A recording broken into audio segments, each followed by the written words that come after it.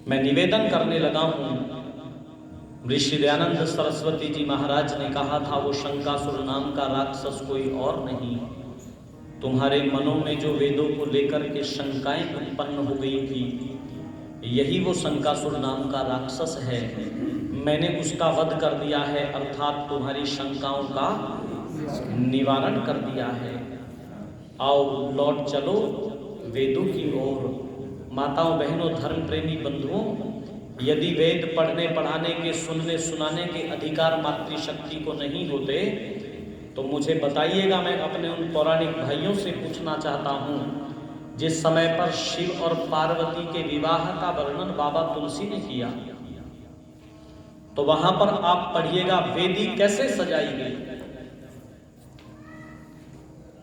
उनसे पूछिएगा। आज वैसे लोगों को पता नहीं है कि वेदी सजानी चाहिए कि नहीं सजानी चाहिए।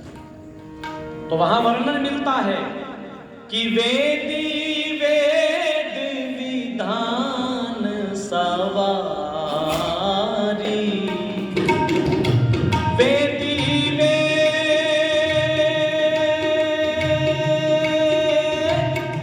वेदी वेद विधान सवारी, सुभग सुमंगल गावई नारी, सुभग सुमंगल गावई नारी। वेदी वेद विधान सवारी और सुभग सुमंगल गावही नारी। यदि वेद पढ़े हुए नहीं होंगे लोग तो बताओ वेद के विधान के अनुसार वेदी को कैसे सजाएंगे। और ध्यान दीजिएगा, कौन सी विधि से विवाह संपन्न हुआ।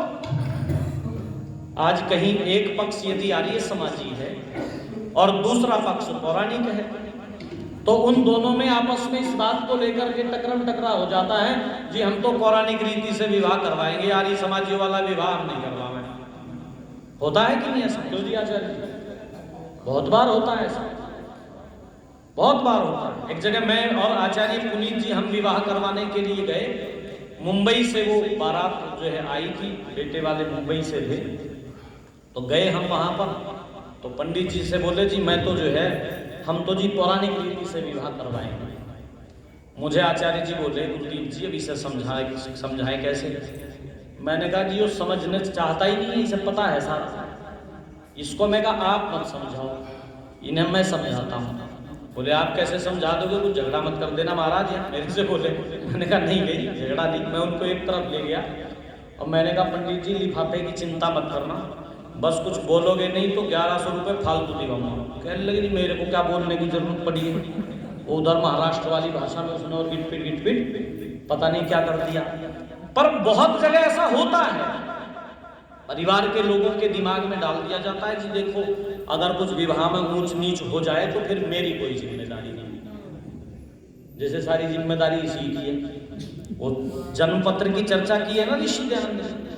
मैंने कभी एक गीत लिखा था कि बालक का जो ऋषि दयानंद ने चर्चा की, शोक पत्र जिसको कहा है, जन्म पत्र नहीं बनता तब तक जब तक ये आनंद रहे, शोक पत्र ही कहेंगे हम तो जिसे बना मतिमंद रहे। दंग रहे सुनकर मृत्यु को दिल के बुझे अरमान, और आंख के अंधे गांठ के पूरे फिरे बहुत नादान। पाखंड देश में फैल गया भूले वेदों का ज्ञान, आंख के अंधे गांठ के पूरे फिरे बहुत नादान। जन्मपत्री बनाई गई, बताया गया ये तो बड़ा विद्वान बनेगा, ये तो बड़ा धनवान बनेगा, जिस सभा में चला जाएगा उस सभा में जाते ही इसका प्रभाव पड़ेगा, सारे लोग इसके प्रभाव में आ जाएंगे, ये करेगा, ये वो करेगा, ये फलाना करेगा, ठिकाना करेगा, और फिर कह देंगे किंतु कहते ही उल्टा मामला शुरू हो। बोले किंतु 10 साल की उम्र में इसका मृत्यु का योग है। अच्छा वो यजमान भी जो है ना उससे ये पूछने के लिए तैयार नहीं है, भले आदमी जब ये 10 साल में मरी जाएगा तो ये बता ये धनवान और विद्वान कहां से बन जाएगा, जब इसे मरना ही है 10 साल में। तू कह रहा है कि 10 साल में मृत्यु का योग है, पर वो उस चीज को भूल जाता है। वो पूछता है जी फिर कोई उपाय? बोले हाँ, हम तो इसी मर्ज की दवाई। फिर बताते हैं वो कि नवग्रहों का पूजन करवाओ, मंत्र जाप करवाओ तो नवग्रहों का संकट कट जाए, और ब्राह्मणों को भोजन करवाओ तो अनुमान है बालक बच जाए। और इस पर भी मर जाए तो कहते हम क्या करें जजमान, तुमने करवाया हमने किया, पर भगवान के आगे किसी की बस नहीं चलती। तब ऋषि दयानंद सरस्वती जी महाराज ने लिखा, अविद्या के कारण ही देश में फैली सभी बुराई है, सत्यार्थ प्रकाश को पढ़कर देखो ऋषिवर ने बतलाई है, आ जाए कुलदीप समझ में तो इसे लेना मान, आंख के अंधे गांठ के पूरे फिरे बहुत नादान, फिरे बहुत नादान। मैं निवेदन ये करने लगा हूं, लोगों ने पढ़ा नहीं, लोगों ने जाना नहीं, विवाह की रीति अलग कोई दूसरी होती ही नहीं है, एक ही विधि है विवाह की। कौन सी विधि है? रामचरितमानस की बड़ी मान्यता है पौराणिक जगत में, तो रामचरितमानस कह रही है कौन सी विधि? तो जो वो विधि जिस विधि से भगवान शिव का विवाह हुआ, वो विधि जिस विधि से भगवान मर्यादा पुरुषोत्तम श्री रामचंद्र जी महाराज का विवाह हुआ, कौन सी है वो विधि? तो उन्होंने लिखा कि जस विवाह के हैं विधि श्रुति गाई, जस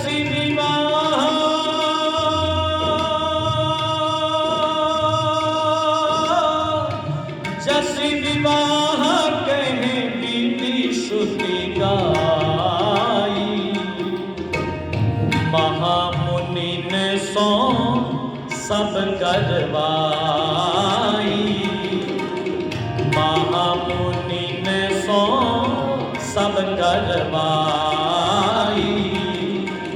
और राजा दशरथ और जनक के विषय में आता है, मिले जनक दशरथ अति प्रीति, मिले जनक दशरथ अति प्रीति, कर वैदिक लौकिक सब रीति, कर वैदिक लौकिक सब रीति, वेद विहित अनुकूल व्यवहारो, वेद विहित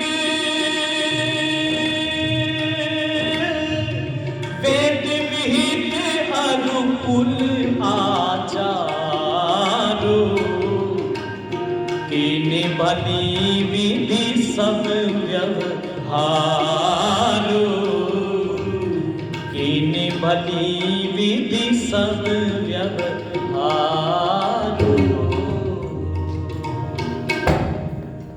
इससे स्पष्ट हो सकता है कुछ? कौन सी विधि है विवाह की? जसी विवाह कह विधि श्रुति गाई, श्रुति ने जो विवाह की विधि गाई है, वेद ने जो विवाह की विधि गाई है, उस विधि से श्री राम और माता जानकी का विवाह हो रहा है। वेद विहित अनुकूल आचार, जो वेद के अनुसार जो रीतियां हैं वो सारी की सारी कीनी भली विधि सब व्यवहार, सारे व्यवहार जो है वो इसके अनुसार किए गए। समय